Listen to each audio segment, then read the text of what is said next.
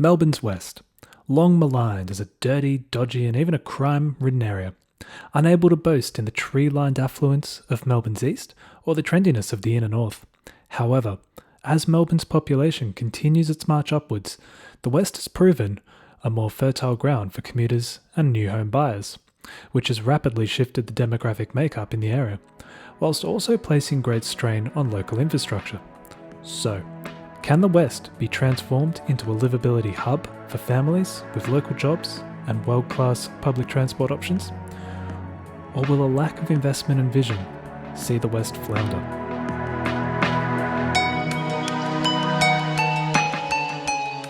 From the outset, Melbourne generally grew in an easterly direction, following the more favourable soils and rainfall patterns, and as time went on, it was the industrial and commercial land users that moved into the West. Meat processing, metalworks, chemical factories, clothing manufacturing, and munitions were amongst the industries that moved in. As a result, the West developed a largely blue-collar, working-class population. The air quality and industrial impacts on amenity in the West tended to drive population growth to the north, east, and southeast of central Melbourne. However, as further industrialisation occurred in then greenfield areas in the outer western suburbs, residential growth followed. This was further reinforced by the development of Essendon and later Tullamarine airports, as well as significant Commonwealth Defence Force land use. As the 20th century beckoned, and Melbourne's residential property prices continued to climb whilst its industrial output slowed, easterly residential expansion was forced further and further from the city centre. Thus, the West began to emerge as ripe for suburban development and urban renewal. Today, inner western suburbs such as Footscray, Essendon, Seddon and Yarraville have gentrified significantly, developing trendy hospitality and strip shopping services and seeing real estate values soar. Further out, suburban development has consolidated around industrial land use, where Western Melbourne still makes a major contribution to Victorian manufacturing, construction and logistics. At the fringes, established centres in Werribee and Melton have absorbed tremendous population growth and seen major demographic shifts as a result, with new housing estates increasingly home to young migrant families and working professionals, who commute regularly to the city or nearby. While the inner west enjoys better connectivity and amenities thanks to ongoing gentrification, the rest of Western Melbourne suffers from poor transport links, less local employment options for professionals, air quality concerns, and general amenity, particularly towards the urban fringe. Even in established suburbs such as Sydenham, Sunbury and Sunshine, traffic can be nightmarish at peak time on the major arterials such as the M80 Ring Road, Calder Freeway, Western Freeway or WestGate Freeway. However, in new estates in suburbs such as Melbourne or Mount Atkinson, limited road access in and out of the suburbs can cause significant delays at peak periods. Metro train services along the Williamstown, Werribee and Sunbury lines provide a reasonable service. However, the American-style large layouts of new estates, combined with limited local bus services, often result in non-walkable neighbourhoods where private car use is very much required.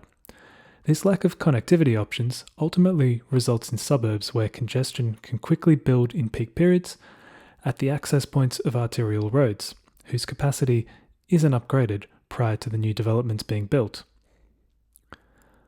Like many areas where young families are leading a population boom, significant local employment opportunities within the health, education and construction industries have opened up locally, in addition to the existing manufacturing and logistics industries.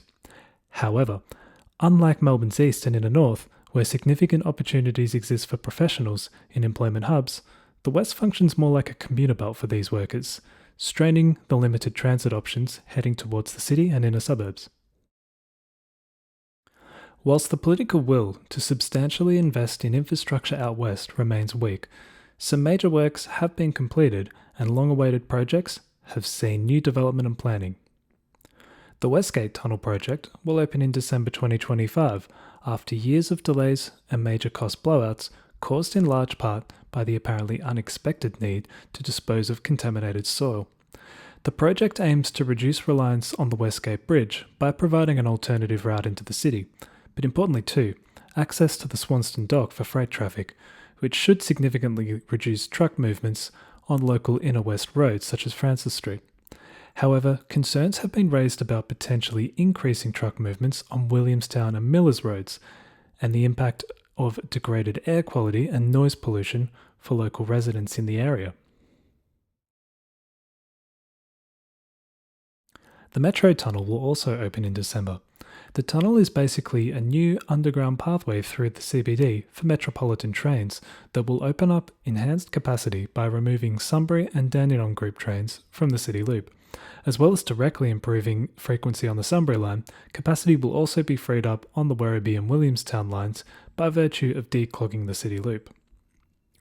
3 further V-Line stations remain in planning along the regional rail link route that currently serves as the Geelong line between Manor Junction and Southern Cross.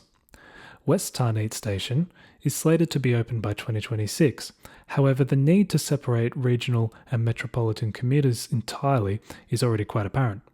Having said that, these new stations would likely decrease the strain on the existing Wyndham Vale and Tarneet stations, where car parks fill early in the morning and trying to exit the station in the afternoon peak is like trying to leave Waverley Park after a footy game back in the 80s. And after 60 years of promises and false dawns, more extensive planning has been undertaken on the airport rail link, along with the accompanying upgrade at Sunshine Station. This follows a pause in work since 2023, when disputes with the airport over design saw the project briefly mothballed. But that dispute appears to have been resolved, and the federal government has now pitched $2 billion towards the project. While I expect no one is necessarily holding their breath, should the project commence and be delivered, the enabling works at Sunshine will also allow for future electrification to Melbourne and Wyndham Vale. And of course, we'll get a direct rail link between the city and the major international airport at Tullamarine, which also forms part of the suburban rail loop puzzle. Currently though, the plan at Sunshine involves removing a direct connection from the Ballarat line to the Tottenham Yard and ultimately the Port of Melbourne. This threatens the viability of freight transport from a new intermodal facility in Ballarat to the Melbourne port by forcing trains to detour via Geelong and Newport. Overall, the West has arguably been somewhat dudded in terms of major transport infrastructure upgrades that could be truly transformative, with the government instead investing up to $50 billion on the SRL East and North East Link Road projects. Whilst capacity upgrades to the V-Line stations for 9-carriage trains along the Melton corridor are welcome, critics correctly warn that frequency will increasingly prove to be the limiting factor if further passenger rail pathways into central Melbourne are not built. Sadly, the Metro Tunnel 2 project that aimed to connect Newport with Clifton Hill via an underground tunnel has seemingly dropped off the government's radar. If it were built, it would have allowed for Werribee line trains direct access to the city via Fisherman's Bend, potentially freeing up capacity on the original alignment for Geelong line trains, which subsequently reduces capacity constraints on the regional rail link. Given urban renewal efforts have fizzled out in Fisherman's Bend, I think we can safely say that one's off the table for the time being. Being home to much of Melbourne's industrial output, warehousing, and logistics centres, world-class freight facilities and corridors could be transformative for the area. As it is, Victoria's freight rail network is inefficient and uncompetitive with trucks, whilst container shipping is centralised in the Port of Melbourne, leading to excessive truck movements throughout Western and Inner Melbourne. So what can be done about it? Firstly, the Inland Rail project, now costed at over $30 billion, seeks to connect Melbourne and Brisbane via an inland rail link capable of hosting double-stacked freight trains along a route west of the Great Dividing Range. This has prompted the Victorian Government to deliver an intermodal freight terminal at Beveridge in Melbourne's outer north. The state government did attempt to have inland rail extended to their preferred terminal site at Truganina, but the ballooning cost of the project deterred the federal government. Said route probably would have followed the long-awaited E6 Outer Metro Ring corridor, which city planners have warned will now need to be brought forward to 2031 in order to absorb demand from population growth in the outer western suburbs. The project consists of a freeway standard 3-lane roadway that connects the A1 Princess Freeway at Little River to the M80 Ring Road at Thomastown, via a route that also crosses the Western, Calder and Hume freeways. Critics have warned that the project will encourage further suburban sprawl rather than pen it in, and that the proposed rail line along the median strip will eventually be pulled from the project, sort of acting as a Trojan horse for another highway. Currently costed at $20 billion without the 4-track railway, the government is still in the process of acquiring land along the reserve. However, plans to develop a second container port at Bay West, near the Avalon Airport, could prove to be the link that connects the dots on Western Melbourne's freight map, with Avalon itself undergoing significant development as an employment hub.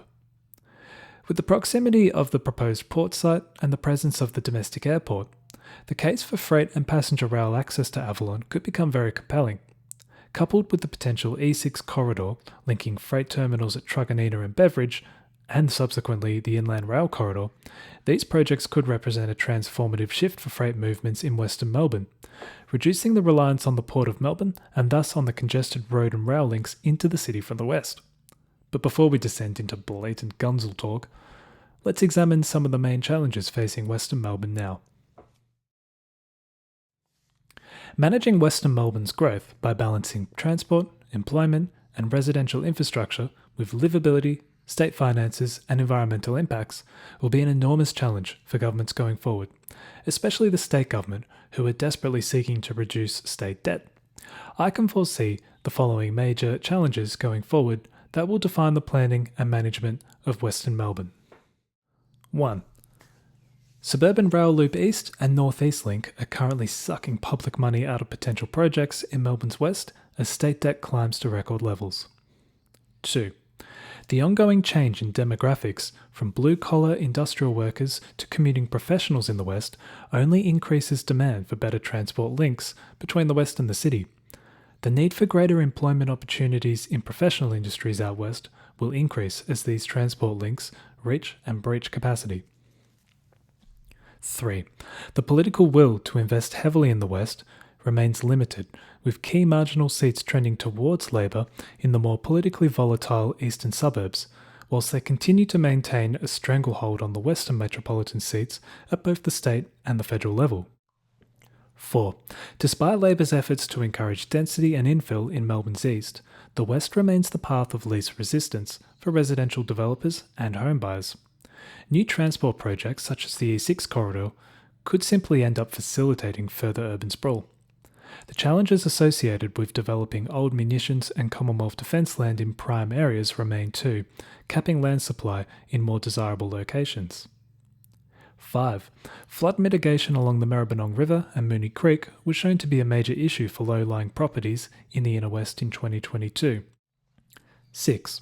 As with many developing areas on Melbourne's fringe, the new estates in outer western Melbourne suffer from poor infrastructure development, poor transport links or options, as well as greater distances between people's homes and their workplaces, creating poor livability outcomes, and yet land continues to be unlocked for further development, even as new supporting infrastructure remains slow to arrive. There is great opportunity in Western Melbourne, but it seems the challenges posed are even greater.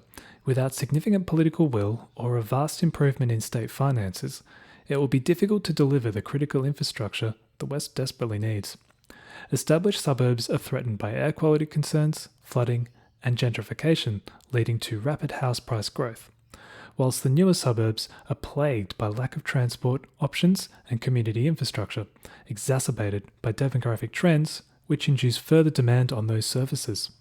Whilst soon-to-open projects will help in the short term, genuinely transformative projects will require significant investment, and even if they are delivered, they risk contributing to further urban sprawl rather than capping it. I hope you have enjoyed this video. If you live out west or grew up there, please leave a comment with your own observations or ideas for infrastructure development. If you enjoyed this content, please subscribe to my channel and like this video. And remember to check out Anglo Election Insights, which is my channel dedicated to electoral analysis. I will see you guys in the next video. Goodbye for now.